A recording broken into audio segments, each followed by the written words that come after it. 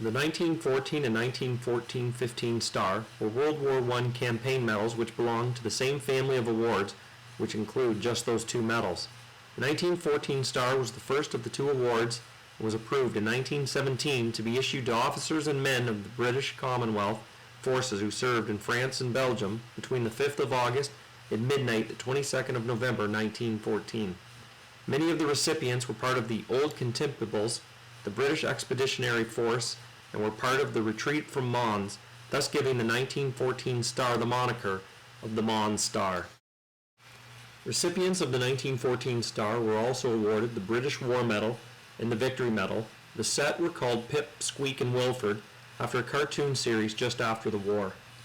365,622 stars were awarded in total, though recipients who had the 1914 Star could not qualify for the 1914-15 Star.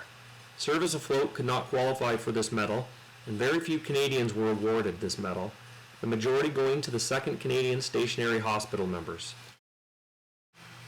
The medal itself is a 4-pointed star of bronze with what is commonly called the King's Crown, which is in fact the Tudor Crown. It has a height of 50 millimeters and a width of 45 millimeters. The obverse has 2 crossed gladi, a Roman foot soldier sword, with blades upwards in a wreath of oak leaves with a royal cipher of King George V in the center. A central S-shaped scroll is inscribed with August 1914, November. The medal has a stamped ring suspender to mount the ribbon through. The reverse of the medal is plain and is stamped with the recipient's service number, rank at the time of awarding, name, and unit. There is a single clasp to the medal which could be awarded, called the Clasp and Roses, which was issued in 1919.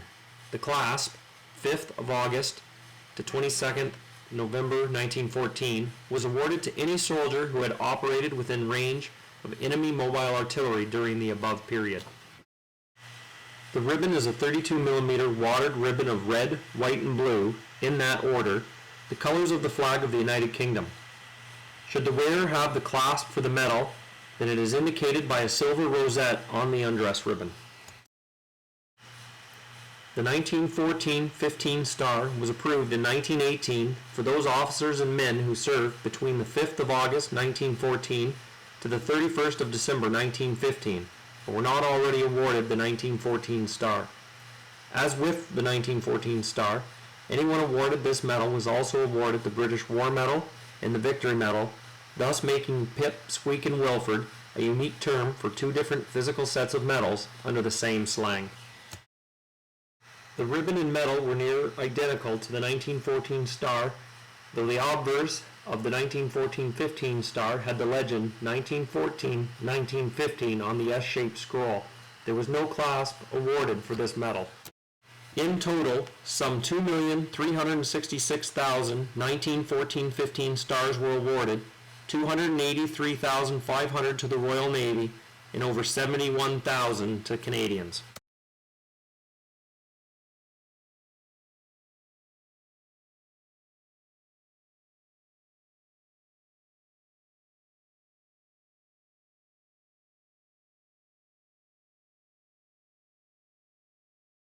County, not just the young men of the area, kind of rallied around the war effort. And it's amazing how quickly the county mobilized for war. Men, women, children. They knew that this was they knew this was a war that was going to be greater than any one that had been fought before. And as I said, the enthusiasm that was greeted by the war, or the determination that they were going to see it through, because they all believed that they were going to fight, or they would be fighting a brief but bloody war. They understood that there would be heavy casualties. The early newspaper accounts that were carried in all the local papers reported heavy casualties, heavy fighting in France and Belgium. But remember, their idea of war was much different than ours. Canada had, although our regular force, our regular army was only about 3,100 people, and you could add to that about 100 in the Navy. Our militia system, the county militia system, had about 50 to 60,000 people in its ranks.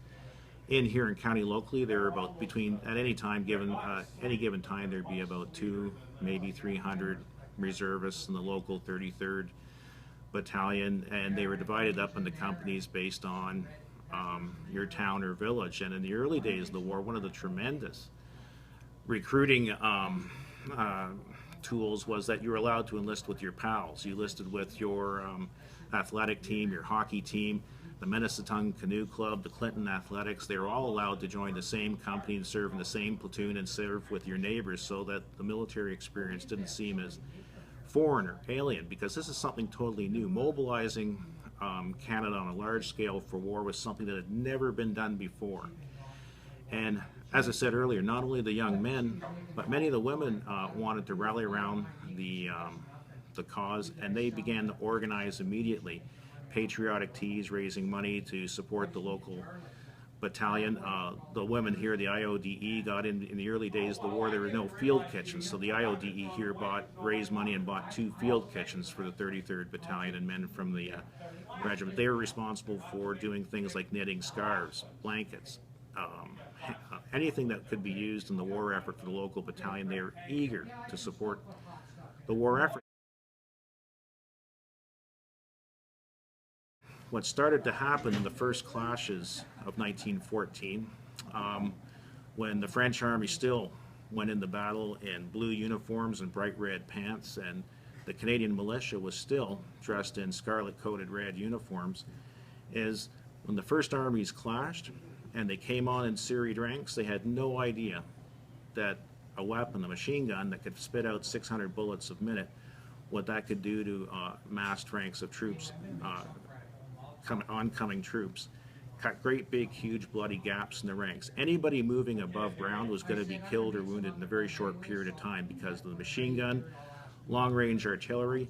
It's been said that fewer than 1 in 10 soldiers that were killed in the First World War laid eyes on the enemy or the man that killed them.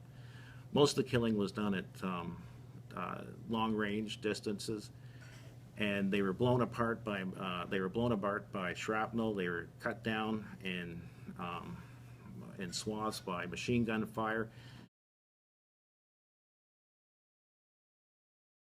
Before you knew it, from the Swiss border north to the North Sea, a series of trenches evolved, and that would define the front for the next 4 years, where neither side had any sort of strategy except throwing the bodies of their troops against the other side's barbed wire, where they were cut down by machine gun fire, burnt to death with phosphorus and flamethrowers, or blown apart, as I said, by shrapnel. Winston Churchill used the term to describe the strategy on the Western Front as beating back machine gun bullets with the breasts of brave men, which is a pretty accurate description of some of the later battles in the war. But in 1914 and 15, that optimism still, that earlier idealism and optimism that the war would be over quickly, was still pretty much valid and still pretty much current throughout the belligerent powers.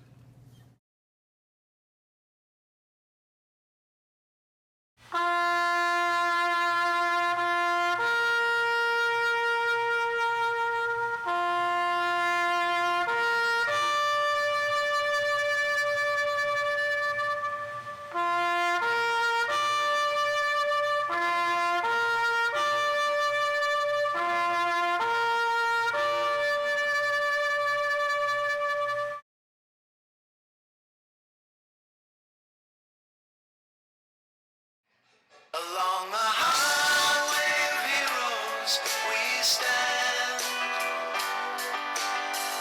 in a show of gratitude from right across the land, standing on the bridges faithfully, because you keep our true north strong and free.